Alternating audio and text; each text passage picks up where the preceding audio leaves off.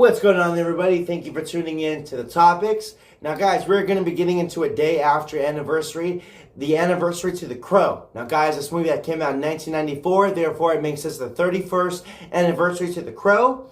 Now, guys, we've recently got a new adaptation of The Crow that came out in 2023, starring Bill Skarsgård, along with his new lover and things like that. Guys, that new adaptation is nowhere near like this classic 1994 Brandon Lee, The Crow. Now, guys, unfortunately, Brandon Lee had passed away in the making of this movie. Now, Brandon Lee is a son from the father, Bruce Lee.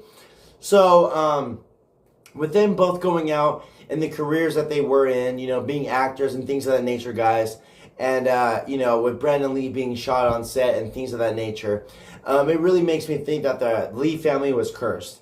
Now, guys, the way that Brandon Lee went out, I know Alec Baldwin had this situation where there was a mishap on set where, you know, there was a bullet in the gun and somebody went out.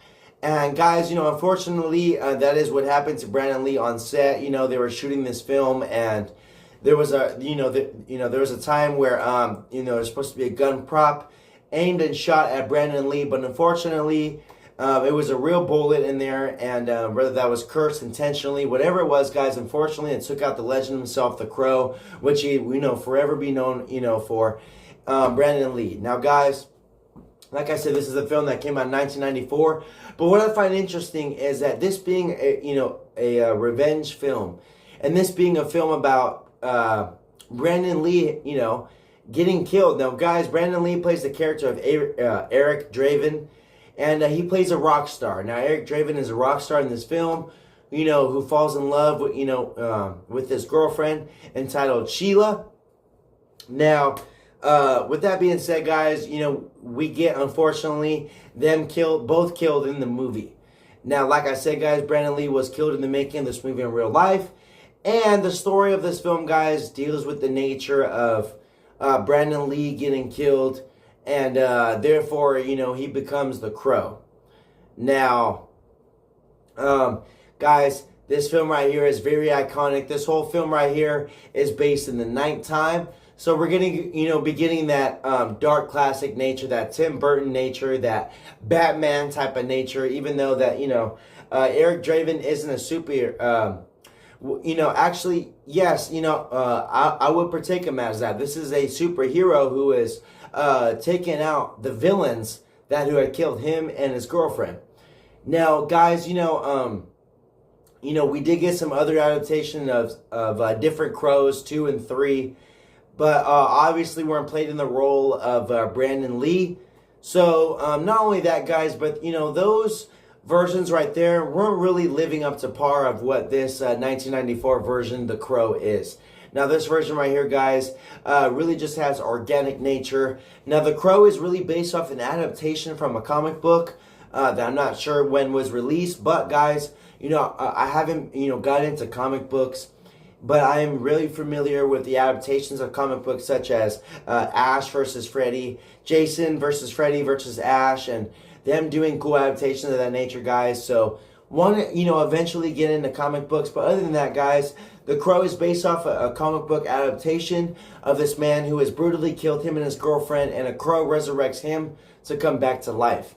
Now, guys, like I said, he is playing a rock star, a lover to this girlfriend, Sheila, he is in love with, doing his thing, and, unfortunately, guys, they both get killed. They both get killed in brutally fashion by these thugs and things like that, guys, and Eric Draven himself is being resurrected by this crow. This crow leads him to not only where the bad guys are, but to safety and to show him the new life that he is in. Now, guys, in this new adaptation we got with Bill Skarsgård, we get this version where it was very hard for Bill Skarsgård to get used to being resurrected. He will get killed a lot and then have to get resurrected. And the person resurrecting him was like, hey, man, you got to get used to this, man. Like, really, this is what it's like, Like, and especially getting brutally killed, you're going to want to give it your all. You're going to want to kill those suckers, especially the people that killed you and, your lover. Now, in this version, guys, that's what I love about that. It seems like Eric Draven, the 1994 version, really has an understanding of, what is going on. It seems like he knows he's resurrected. It seems like he knows he's himself. It seems that he knows that I'm back. And, he's doing his thing and stuff like that. So, Eric Draven doing his thing, hanging out, having fun, just literally tearing it up. And guys, also, if you haven't yet, I'd really check out their soundtrack. We get an awesome soundtrack starring Stone Temple Pilots, Nine Inch Nails, Rollins Band, awesome things like that, guys, that are really popping around this era in the 90s. And very similar to the soundtrack of Natural Born Killers. Came out the same year, and just a killer soundtrack, guys. Those 90s soundtracks were very something else. And especially The Crow being, an all-time semi-classic movie and also an all-time semi-classic soundtrack. Now, guys, back into the movie. So Eric Draven is going after these people who have taken out his, him and his lover individually. We get a knife battle fight with one of the criminals. And the main criminal in the movie, guys, the actor who had played villain also in the Eddie Murphy movie Metro. Now, this guy right here, guys, he has long hair. He is teamed up with him and his wife. And he has bodyguards, criminals, drug dealers. He is the cartel leader. He is the leader of this program. He is the main villain. He is, pretty much, in control of these killers. Now, the Crow, guys, Brandon Lee eventually meets up with these people, taking them out one by one in that typical fashion that we all love. Now, guys, when it comes to vengeful movies, The Crow, 1994, this version right here does it best. This version right here really shows you how to maneuver in a way where vengeance is key. These people that have hurt you, that have killed you, that have hurt your loved ones, Eric Draven is coming after them one by one. Now, guys, Eric Draven, along with his makeup and his look, we also, from my knowledge, I believe that he had inspired the roles such as Marilyn Manson, such as a lot of the takes on the WWE wrestler The Sting. So, there's a lot of takes going on with the inspiration from The Crow, especially the 1994 version. This new version right here seemed to be really inspirational from the SoundCloud rappers that have came out within, the 2020 era and stuff like that. Seemed that a lot of people weren't digging it. Neither was I. But you know what? The 1994 version was really unique, really inspired such as artists such as Marilyn Manson. And also not even artists, but WWE, wrestlers like I said, The Sting, different eras of The Sting. And also, guys, all kinds of rock star, for hell, The Crow could have inspired Ghost of Mars and all kinds of classics. Now, guys, also what I love about the Eric Draven character is, like I said, he is a rock star, just playing a typical guy who is a rock star in love with his girlfriend. They get taken out and killed. And that wasn't really stressed enough in this remake, where it just seemed that Bill Skarsgård was an artist and did this thing. It seemed that in that version right there, they were giving different takes. But what I didn't like about the remake, guys, was they really stressed the point that Eric, the new Eric Draven, Bill Skarsgård, was just really seemed unstable. Really unable to, go after those people in a vengeful manner. It seemed that he was struggling. He was having a hard time really understanding the ways of maneuvering on how to go and get those people back. But this Eric Draven in 1994, Brandon Lee's version, really understood what he was doing. It came from the heart. He was killed himself. Him and his lover were killed. So, everything he's doing is with the purpose. And, sometimes it's like that, guys. Sometimes you got to stand up for your loved ones, do your thing, and you got to execute these people who have hurt yourself and your loved ones. Now, guys, that is the main focus of this movie, the 1994 classic itself. It being a vengeful film. Like I said, guys, we get an awesome soundtrack starring The Crow, Rollins Band, Nine Inch Nails, all kinds of dope stuff going on here. Nine Inch Nails did a song specifically for this movie entitled Dead Souls that I believe is originally by... Dead Souls is originally by... What was the band that is originally by... Joy Division? Yeah, I believe it's Joy Division. So with those two bands, guys, with Nine Inch Nails, doing a cover of Joy with Dead Souls and things like that, guys, really brings the artistic nature of this film. Like I said, it all being in black really gives that Batman feel, really gives that comic book feel. Eventually, guys, I do want to check out the comic book for this, and eventually, get into comic books overall. I've seen a lot of different adaptations of comic books, and these days, guys, it seems that we're getting a lot of comic book adaptations, Stephen King adaptations, all kind of storytelling. I mean, hell, not that long ago, guys, we got The Monkey.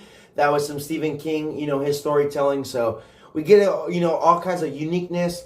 And with The Crow, guys, I mean, with Brandon Lee going out on this film, and I'm sure that we can all agree his best film, such a unique film. I mean, especially for the Brandon Lee non-fans, which I'm sure that if you guys are familiar with the Crow 1994 film, watching this one, guys, there's no way you can't not become a fan. My main inspirations, guys, Nine Inch Nails, Trent Reznor. It was an honor for him to do a song for this movie. And them, squeezing in a lot of classics, Stone Temple Pilots, Rollins Band, all kinds of classics for the soundtrack. And also, guys, all characters. I mean, hell, even the villains played good. I mean, we get the villain from The Warriors. Like I said, we get the villain from Eddie Murphy's Bank Robber, The Metro. So we get a lot of versatility going on in this movie, where Brandon Lee is going up against a lot of these thugs in that matter and executing them one by one. Now, like I said, guys, all based in black, so you're going to get this whole movie at nighttime. Perfect movie to throw on at night. Perfect movie to probably read the comic book, which, I should get into, and then check out the movie to see the differences, see if it's verbatim, and things of that, of that nature, guys. It's always cool to dig into the nature of classics, to learn the inspirations that inspire these classics, to learn about the original adaptations. Hell, guys, even the remake, is not a terrible film. It's really a film that is really tolerable, I'd say. Bill Skarsgård does a lot of good things of that nature. So, with him being popular, don't let that take you, and fool you about, it being a, amateur film of that nature. Guys, I'm telling you, still good stuff on there, but not as good as a 1994 classic, Brandon Lee, The Crow. Now, guys, this film ends right here with Brandon Lee doing his thing, taking out these guys one by one, and finally, we get what we all expect, what we all hope for, is the revenge and the justice that Eric Draven deserves. Now, yes, guys, he executes these people one by one, and we get the grand finale, the major kill in the end, guys, where Eric Draven kills the main villain, and, pretty much in the most brutal way possible. He does this more brutal than the rest of the criminals. And what he does, guys, is that he transfers his post-traumatic stress, his post-traumatic everything that's happened to him. He transfers that into the brain of the main criminal, the main villain, and has him feel everything that Eric Draven has felt. From death to trauma to sadness to all kinds of that stuff, guys.